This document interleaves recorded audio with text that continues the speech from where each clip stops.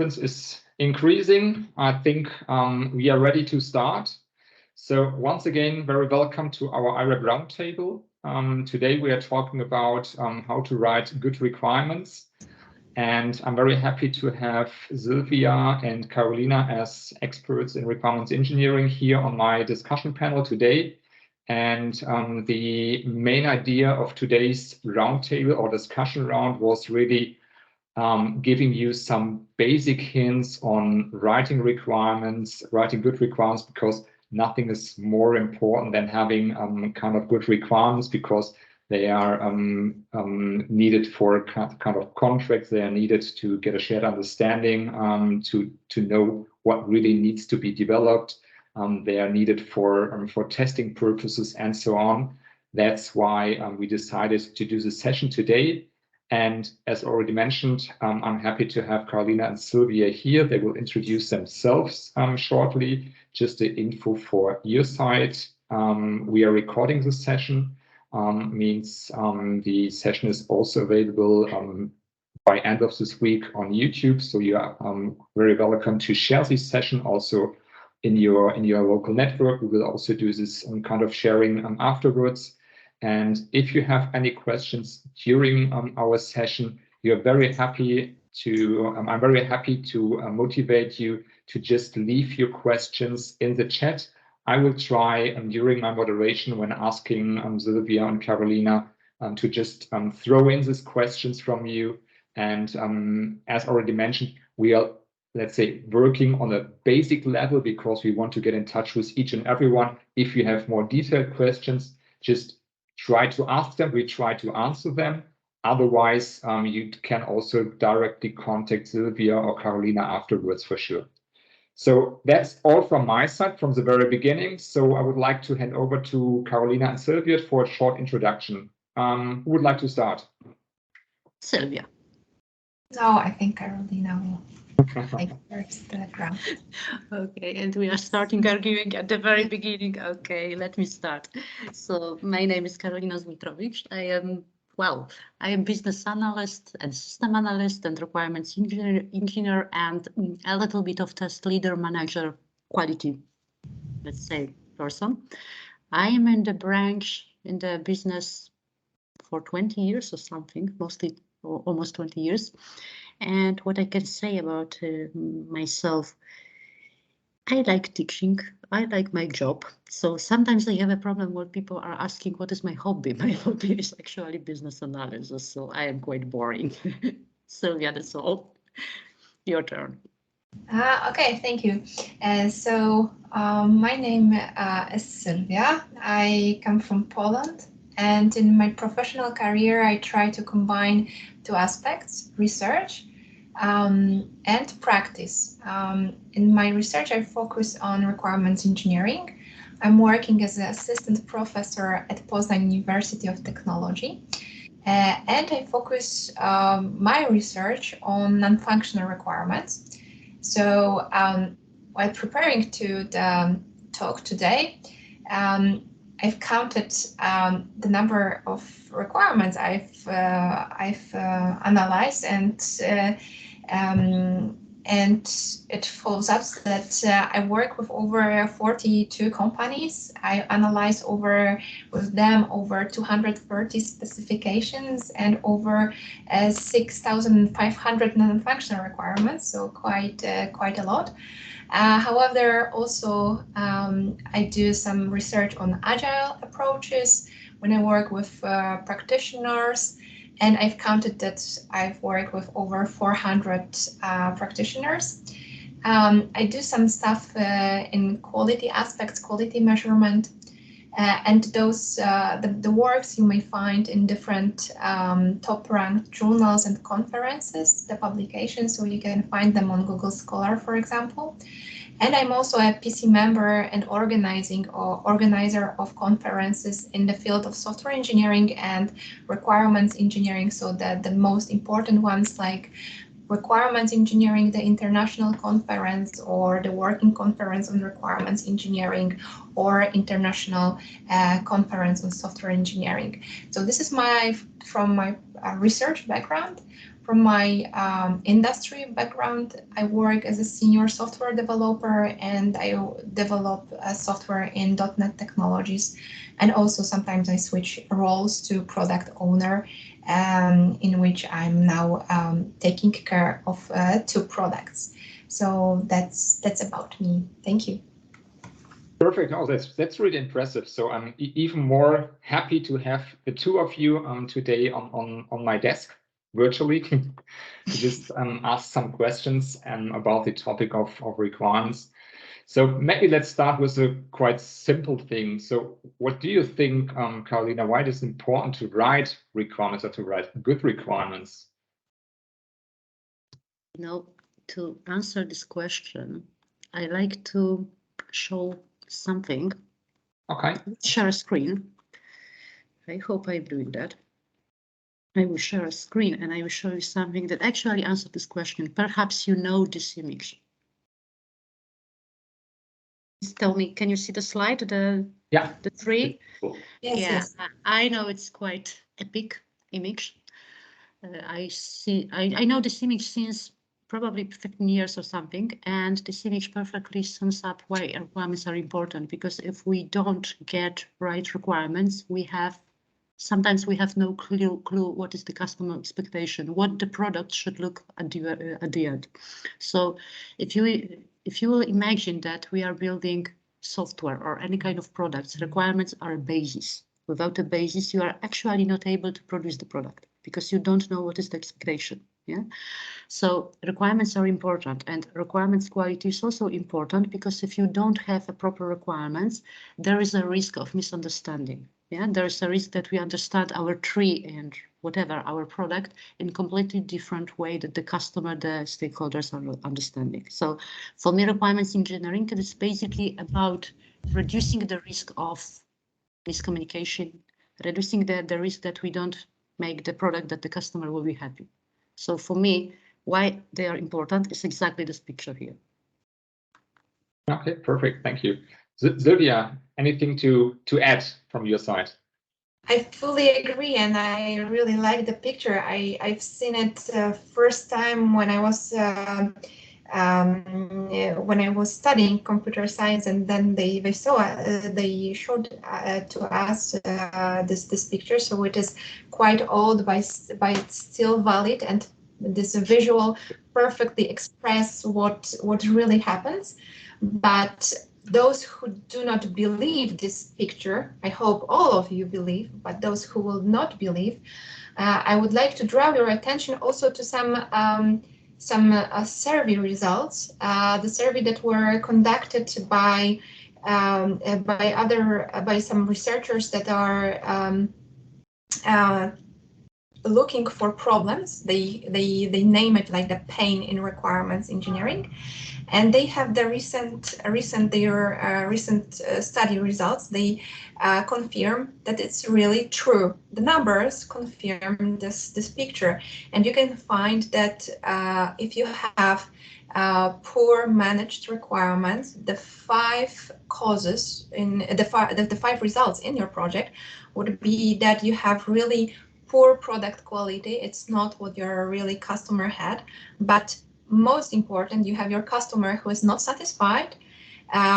You have time overrun, and you have inefficient development, and of course you have some difficulties in management of your product. So not only those externals that you can see, but also internal problems. But of course there are much more, but top of them, they are essentially in this picture. So it's really nice to have this visual in your mind, to remember about that. But the figures from practitioners, they really confirm this old but still valid picture.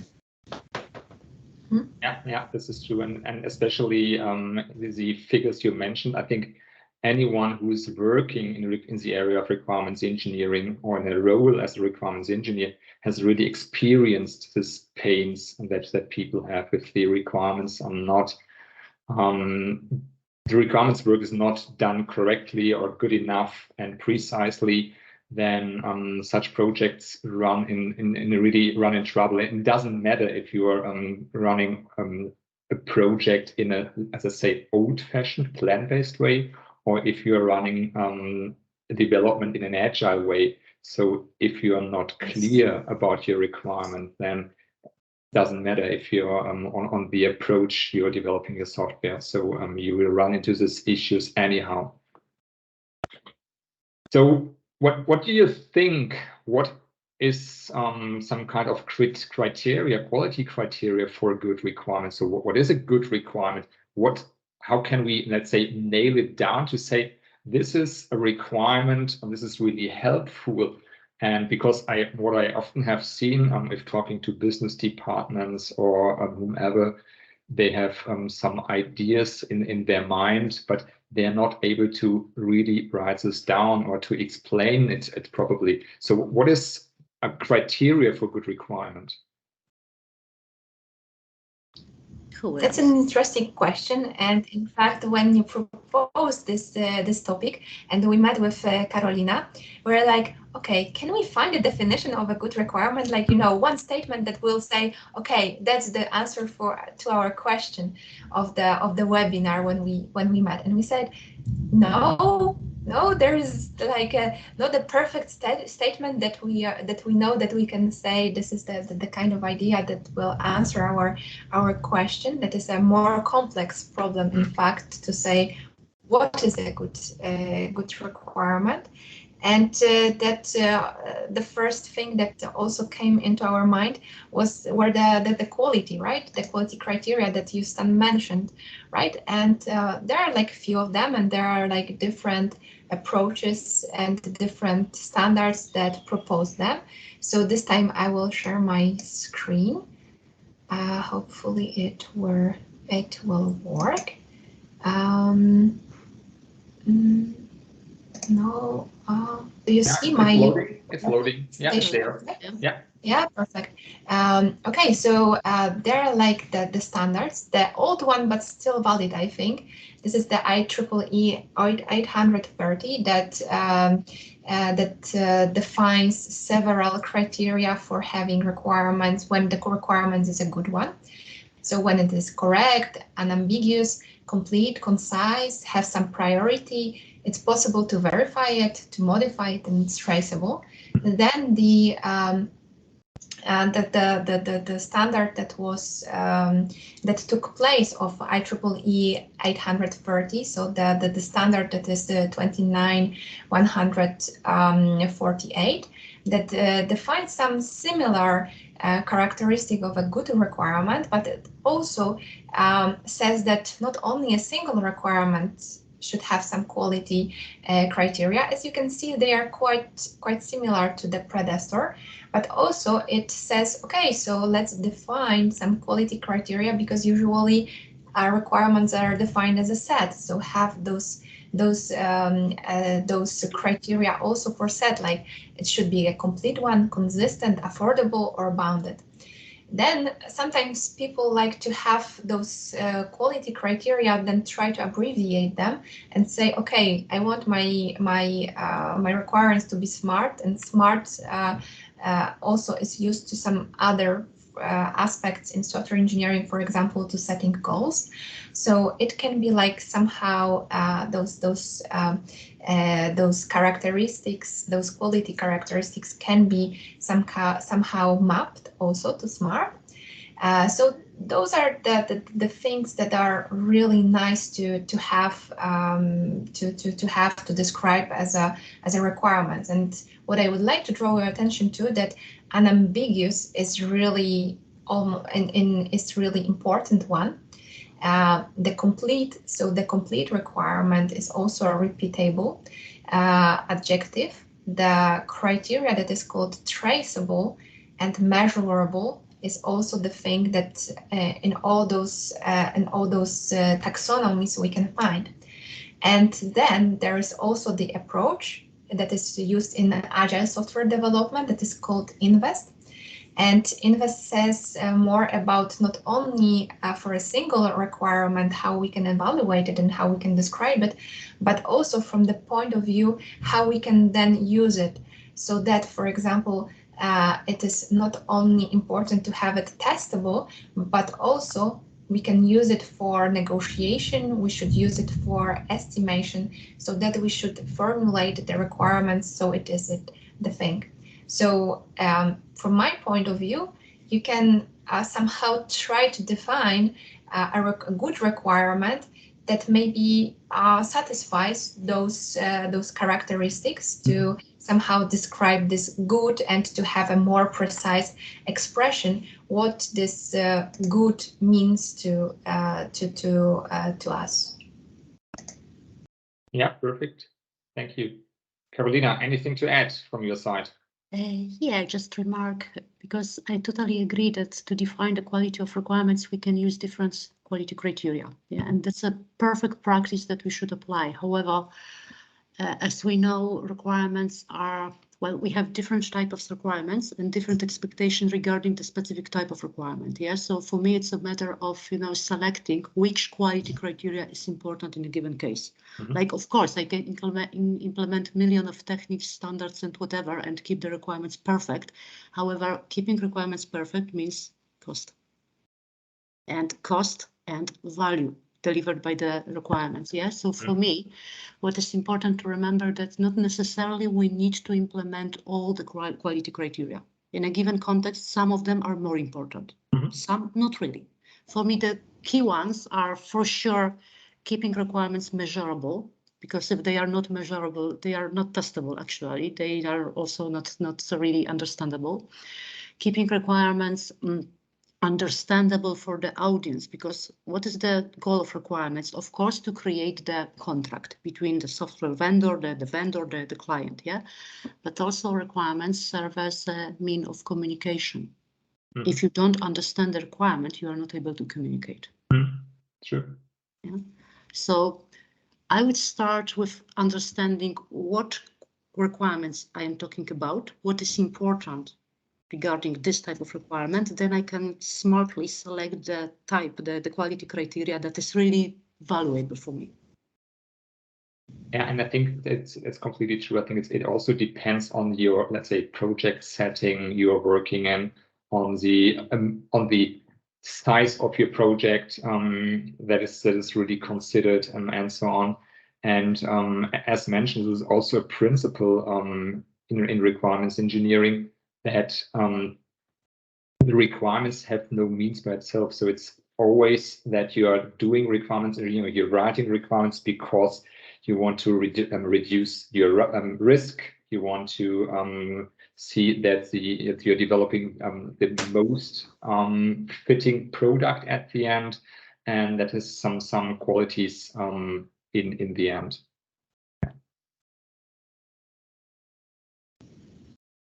Perfect. Thank you.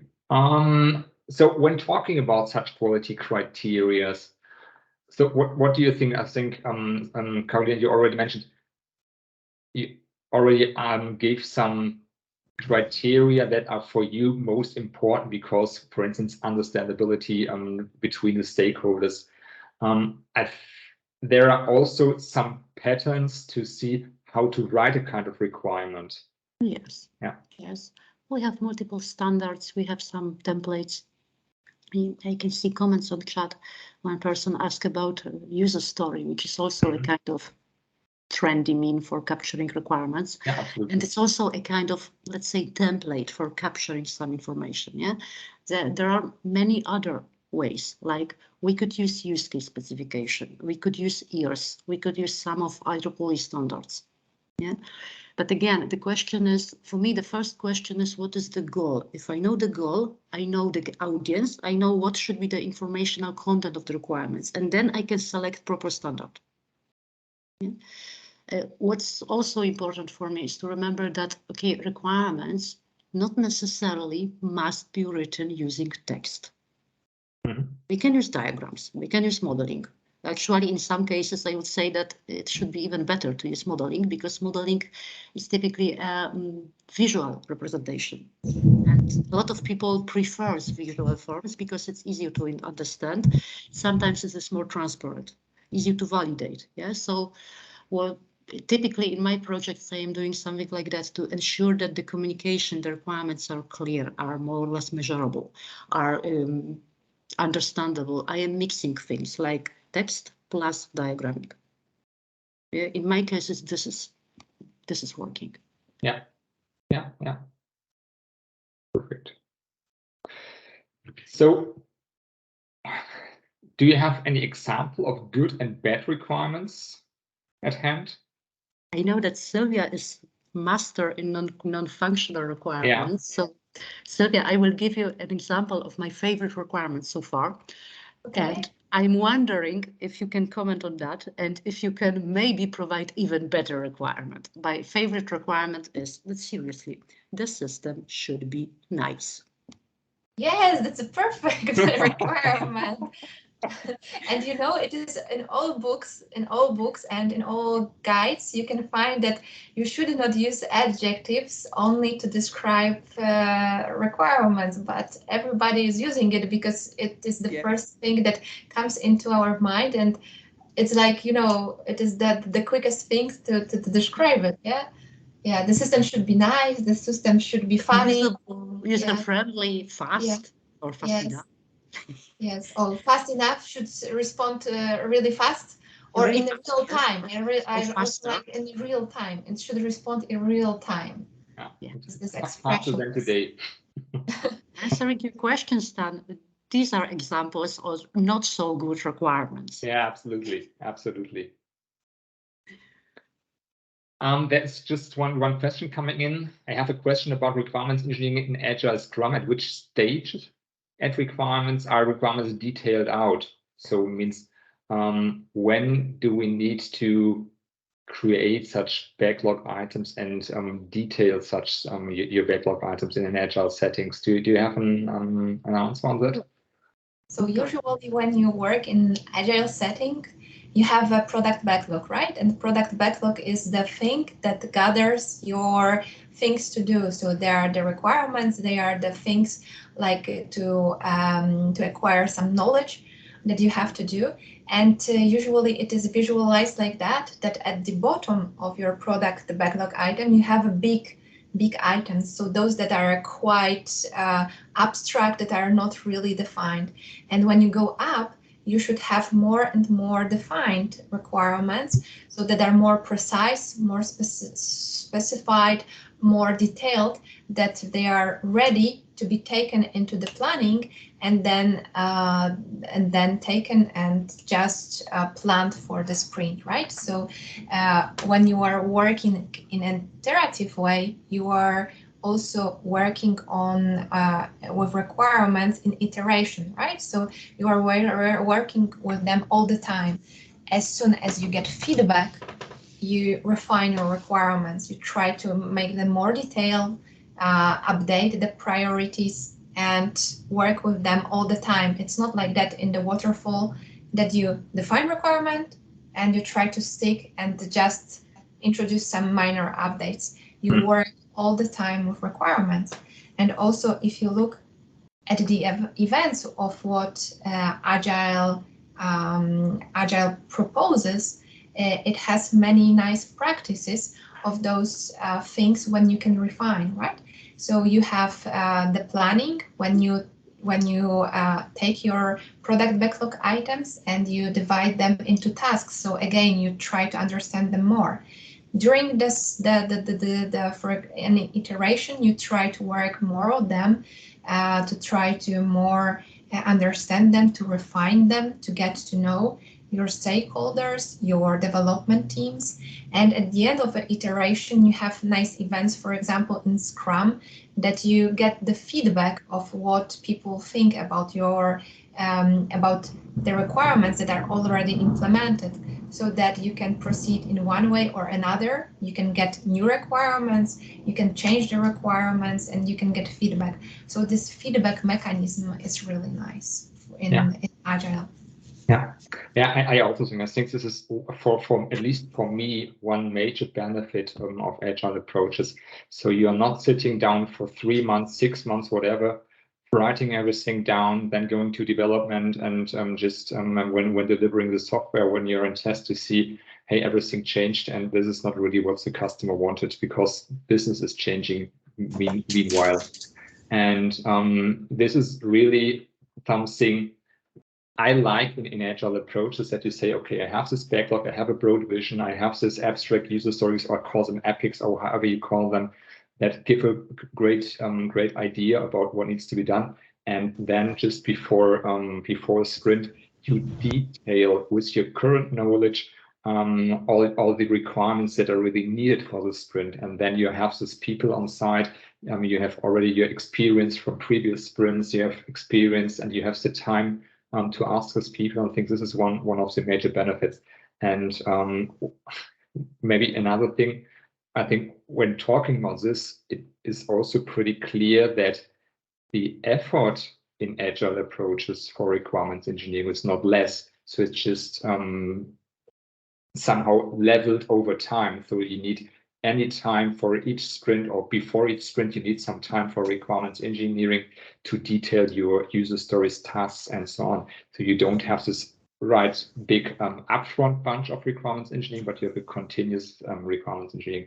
And this is even nice because you don't have this much of change, project changes or change requests for your requirements.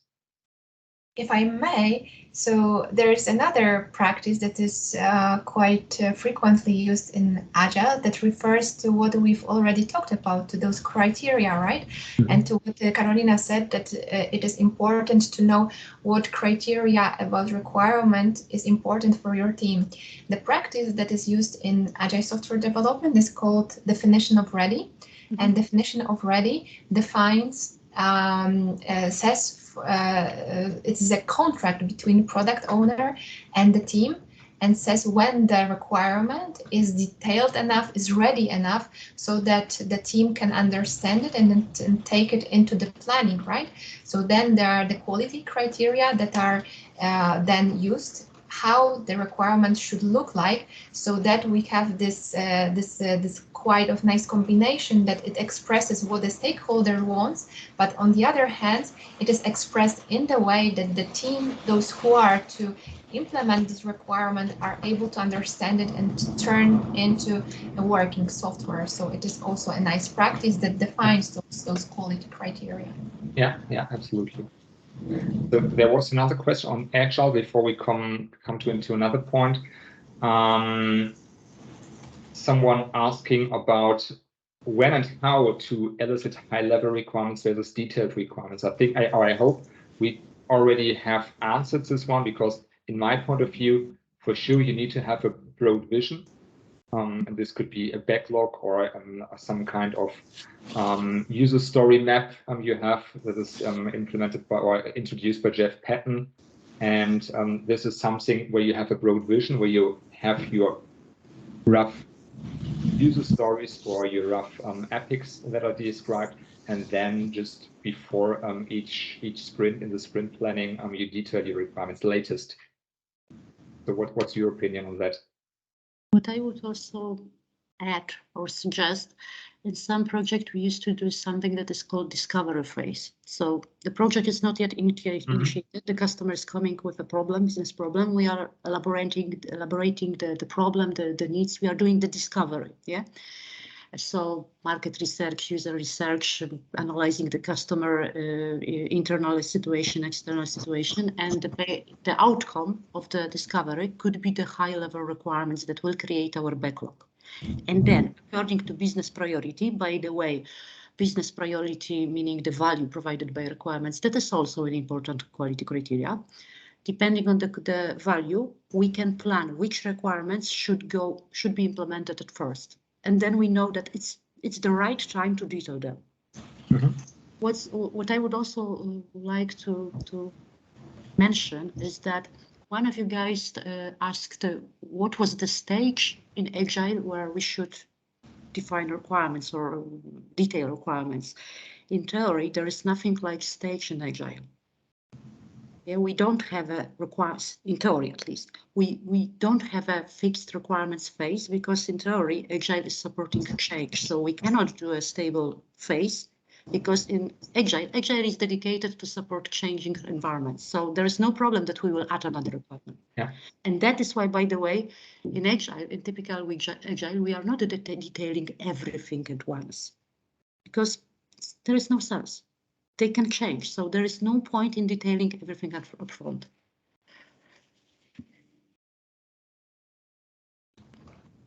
Okay. When talking about, let's say, upfront definition, or also a backlog, what comes into my mind when looking to the older world, or also to existing worlds in a traditional or plan-based approach, having a kind of requirements document. So in a requirements document, for me, it doesn't matter. So it could be really a document with 100 or 1,000 pages. It could be a product backlog. It could be a mixture of. It could be text with models or use cases or whatever. So what do you think? Are there any kind of standard structures, checklists, quality criteria that could or should be used, especially for people starting in requirements engineering, to help them? Mm-hmm. So when you have living document, or you have the closed document, because we have to remember that not all the projects are agile ones, and agile is not perfect for all the projects, because we still have the business where the bid of tender is the way that we approach such projects, or that the situation is clear enough to define all the requirements. We do not have such an uncertainty in our world, and we can define the requirements, right? So then, like from my experience, what you can use standards or the things that may help you are on different levels. So for example, you may use standards like the already mentioned IEEE standards that define the structure of the document, so how such an output of a document could look like. So this is the thing, the first thing on the thing. Then you can use those quality criteria to check if your either set of requirements is good or not. So you can do it by yourself, or you can also ask others to go through those checklists. So you can check your structure, the qualities. You can use also some agile checklist that tells you how a requirement should look like, or which practices you should apply to elicit, to define, to specify requirements well. So from the practice point of view. And I would also mention the techniques that allow you to really check or verify your requirements. So traditional reviews and inspections that you can use in requirements, that you invite others to review your work, your artifacts. Some scenario-based things, some tests-based things. I like also the walkthrough or reverse walkthrough, when you ask others to first read your requirements and then tell you the history of what you have read. So you can use them to really check if your requirements are good. What I would also add to it is are the prototypes. So the visuals that Karolina already mentioned, right? So to turn your requirements into different forms, so that may be more clear to your stakeholders, so that you can verify if the written or the sketch requirements are okay. And then from the perspective of non-functional requirements, what I like the most, and I often encourage people to use to check the quality of their requirements, is to use the books of threads.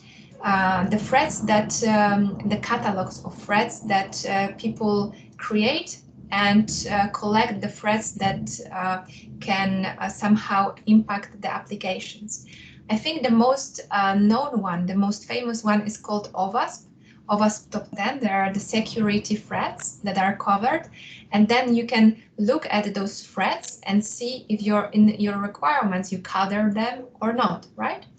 Or from the positive point of view, you can use the heuristics, like when you write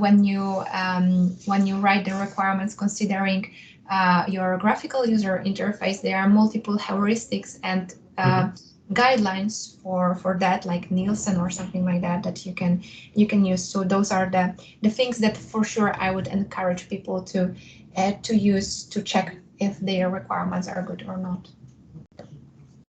Yeah, that's a good point. This is also somehow coming or answering partially, at least, the last question that was dropped in. How do we check the quality of requirements, except the practices you mentioned with Invest Smart, other than inspections, reviews, etc.? And I think especially when using prototypes or using models just as a kind of validation instrument for validating textual requirements, for discussing people's, for doing reviews or peer reviews, or having some kind of went through kind of model to just check if this is really understood, the textual requirement. In my point of view, this is also a way to create qualitative or high qualitative requirements. What do you think? Maybe Karolina? What's working for me? Sometimes we are defining requirements according to a standard. It's fair. We are checking quality criteria. It's okay. We are sending the documentation, the requirements for reviews, so that some people will read, comment, and so on. And it's okay.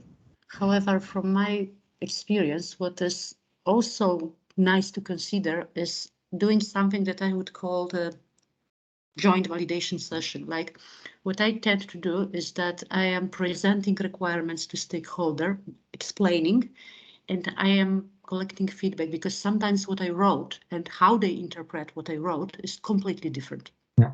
And a review probably will not find it, because from the, let's say, formal perspective, the requirement is clear, but the intention is totally different that it is supposed to do. The same story is working perfectly with modeling. So if you are using modeling as a form of a representation of requirements, I am not rather doing something like that. I'm creating a model, use case, class model, whatever. I'm sending to people, please get familiar, come back with questions. Rather, I am presenting and explaining, because this way, from the first point of view, we have a knowledge sharing, so we have a kind of educational aspects. I'm explaining how I understand the system. From the second point of view, I can collect information how they understand the model. And for me, it's also a kind of evaluation of quality. Because if my model is interpreted in a different way that I'm supposed to do, it's not a good text or model. It also depends on which language, right, you use in order to express your requirements. If you use formal modeling, you have automatas to already check the correctness, the conciseness of your model, right, and of your requirements in the same way. When you use text, it is a little bit harder to check. However, we have to also draw attention to the recent tools that were proposed that are using artificial intelligence, right? Because like you can also use those tools to help yourself in writing natural language text documents and text requirements. You can look, for example, like for tools like that are inbuilt in those huge requirements helpers or requirements tools, or those smalls that come from research, like the Qualicin one, that they take your text and then they try to help you in finding ambiguities, in finding inconsistencies, and they help to write your requirements, right? So also there are the tools that use the artificial intelligence to help us in the current world. Yeah. You know that the easiest tool could be to check if your requirement specification contains things like the system supports, manages. These words are really tricky, because when you are saying something like the system allows to manage customers, you can put at least several requirements, yeah, for the managing things. So for me, these are the words that are at least suspected. Yeah, there was one question about, isn't it illegal to give data to AI like ChatGPT, whatever? It depends. For sure, if you are in a, let's say, in a company working on some really innovative topics, I think I wouldn't recommend to use any public artificial intelligence. But on the other hand, there are also today many requirements engineering tools that also help you to find or to formulate your requirements properly. So this is not going to the outside, but this is an instance that is in your company, and this is also used by bigger companies as are now. So this is maybe one answer on this. There's another interesting question that's going a bit beyond on how to document or how to write good requirements, but this is also important. That's what I want to drop this in. Someone is saying requirements just do not just drop out of the sudden, so they need to be elicited for sure. And I think there are different techniques for elicitation, because and here it completely depends on your setting and on your product. Or are you just, let's say, building an existing product? Are you on an innovative environment? And here there are so many elicitation techniques that can be used to get the requirements out of your stakeholders, but also to find the existing systems that are impacted by sharing data, that are impacted because they need data, and there may be some regulations that need to be considered. And this is for sure all requirements engineering work that needs to be done up front.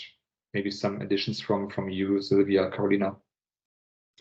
It's a broad topic. There are really many requirements solicitation techniques, but however, you are perfectly right. It's not working like I'm sitting and the requirements are coming from nothing. Yeah. Exactly. First of all, I would say I need to know the requirement source, because if I don't know the source, I know where to collect the requirements from. Yeah. So knowing the source, knowing the proper in a given context elicitation technique, then we can elicit, then we can document, then I would say actually in parallel we should do the validation. Yeah, so these are the steps that should be done, no matter if you are working in traditional ways like waterfall or agile. It absolutely doesn't matter. Yeah, absolutely. And I think maybe this is a nice topic for another roundtable when we're talking about elicitation, because I think we could talk hours about elicitation, but at least spending 1 hour on the topic of elicitation would be worse, in my point of view. Yeah, that's a very huge and broad topic for elicitation. Yeah, a lot of surprises.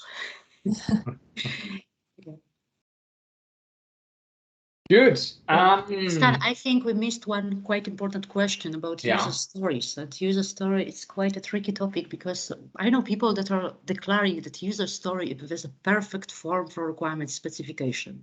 Not really. That's a perfect form for capturing some information. Capturing from the definition, again, from the definition, user story was not really meant to be a specification. It was meant to be a kind of mean for communication. Yeah, so of course you can deal with user stories. It's a perfect method. You can put user stories in Jira. It's okay, but the user story itself is not, it cannot be considered as a specification. Yeah, from one single point, if you will look at a simple user story, as a user, I want to buy something on eBay. There is nothing really detailed enough to allow implementation. Yeah, so it's a good start to discuss details of the requirements. Yeah, absolutely. I think this is a communication instrument using in agile approaches, and so that's why I think I also have answered that we consider a user story as a kind of work product, and work products could be just for communication purpose. They could be used to document them for some temporary, that they're temporarily used and maybe extended after the while. So it means you have the user story, and then you detail with some additional requirements. And you maybe also have requirements, work products that you throw away, because after you understood and you created shared understanding with all the stakeholders, and they maybe not needed, because in my point of view, also, if you're in a workshop, for instance, and you're just creating a model on your whiteboard, this is a kind of requirements work product that needs used to create shared understanding, to get a common sense, and then this could be either, let's say, used and documented afterwards in your specification, or this is just gone, so like a temporary work product. So when talking about this kind of work products, what do you think out there? So which standards for requirement specification are probably useful today? Can I share a screen for a second? I will show you something. Absolutely. We can discuss on that. But we cannot also say that user stories are not good. They are good, but we have they are perfect. So it's good, right? but so just not to have the impression out of the meeting. Just be aware of the risk that it will not capture all the things that you have, right? That you need. That user story with proper acceptance criteria, probably expressed in Gherkin. Why not? Yeah. Okay, so you asked about some standards, some templates. There are actually many of them. Yeah, just to name a few of them. EARS, Easy Approach to Requirements Syntax, which provide a kind of syntax for structuring, for defining requirements, depending on what type of requirements we are talking about. Yeah, and just for example, if you have a requirements that actually the requirements is active when the system is in a given state, we can use this sentence. For example, while the transaction is still not paid, the system allowed the user to cancel the transaction. Yes, so we have a kind of structure. What else we can use? We have simple structures like ISO standard.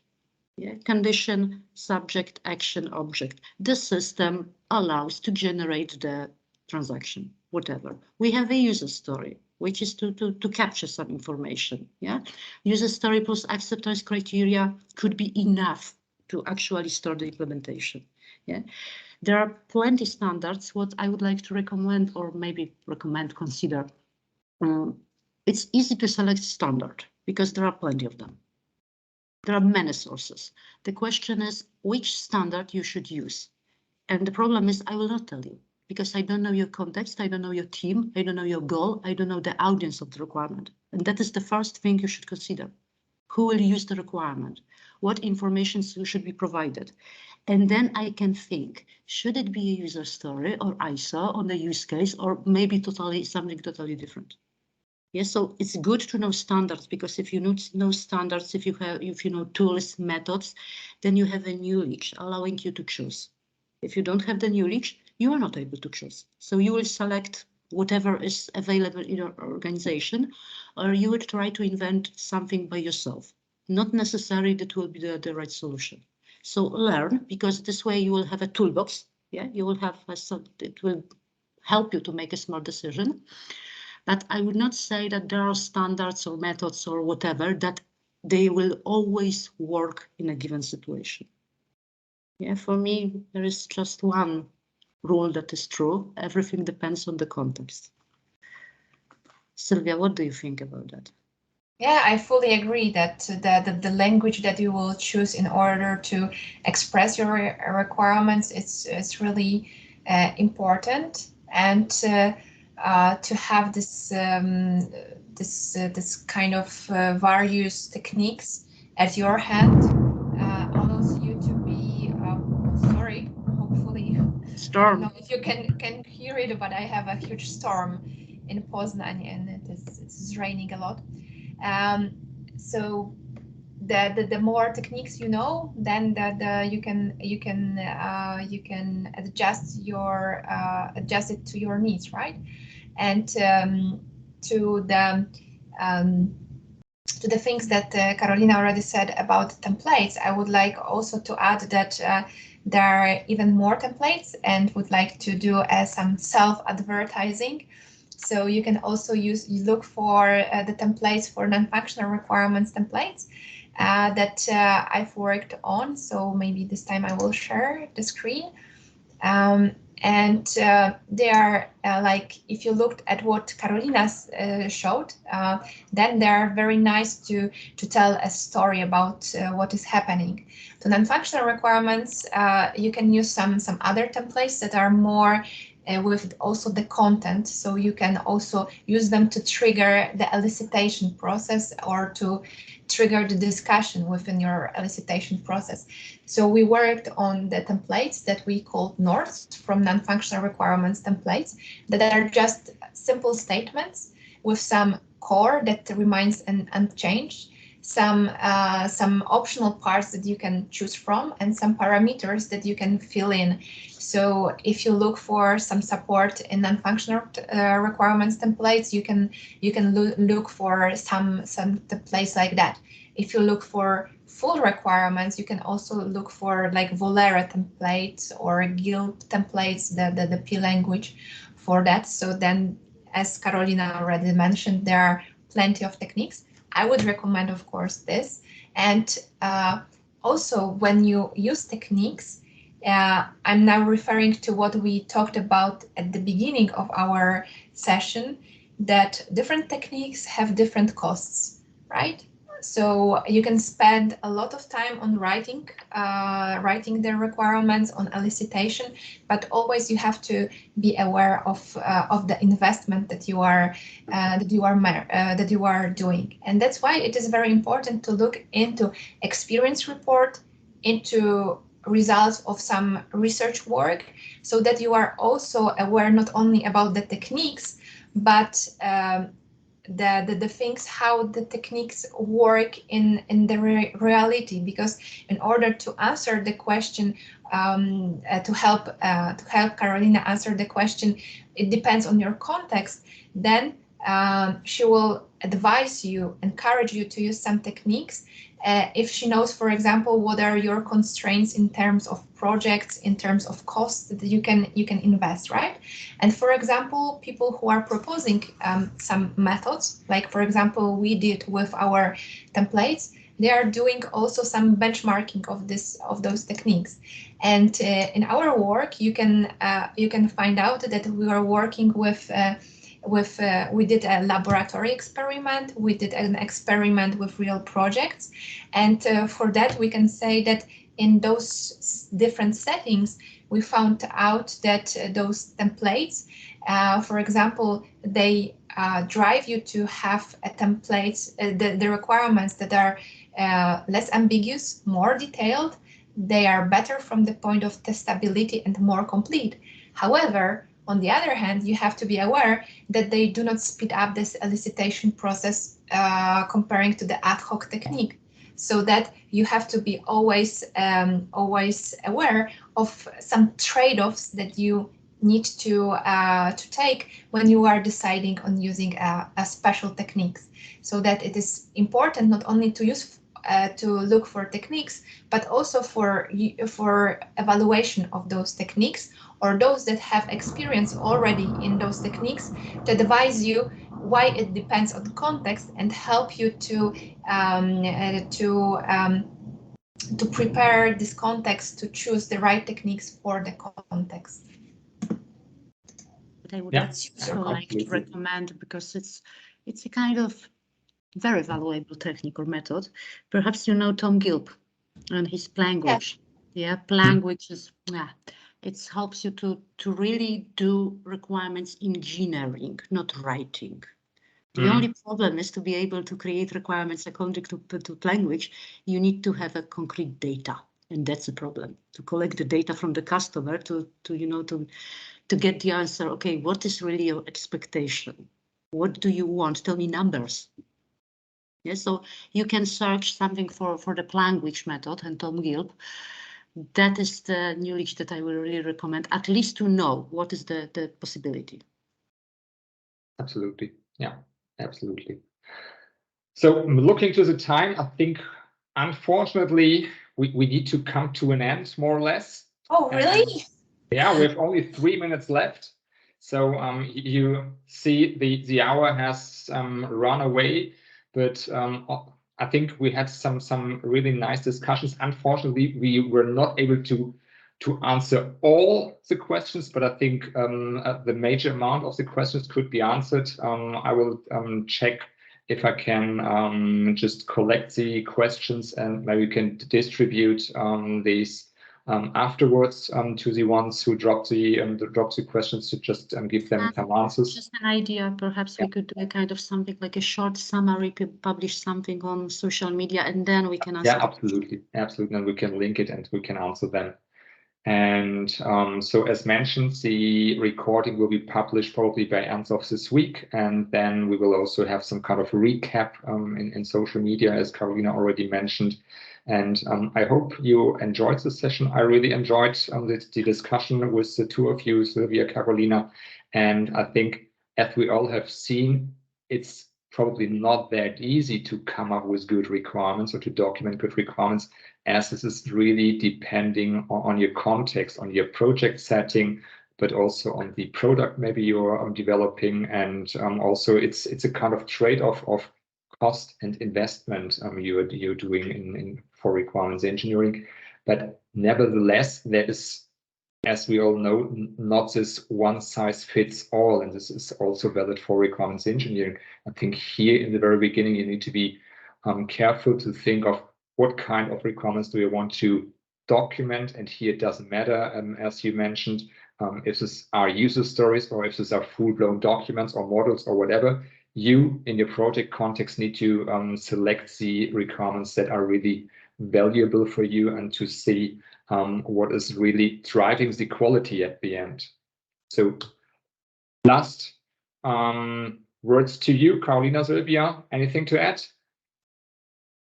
What to add? It's really difficult to ensure the quality of requirements, because there is no single solution. There is nothing, no method that is really always working. So from my experience, learn the practices, learn tools, practice, experiment. Yeah, listen to your team, listen to your stakeholders, because what we are forgetting sometimes, we are not preparing requirements for ourselves. Exactly. So that is not me who should understand them. Okay, I fully agree. So thank you very much for invitation. It was a pleasure to talk to you, to discuss it. Too short time to discuss everything and to gather everything, but hope we gave some ideas to our audience, and wishing them to have more and many tada moments with their requirements, and with using different techniques, trying them, experimenting with the techniques, and finding those that suit their needs. So thank you very much one more time. Thank you, guys. Perfect. Thank you so much. Bye-bye. Bye. Okay.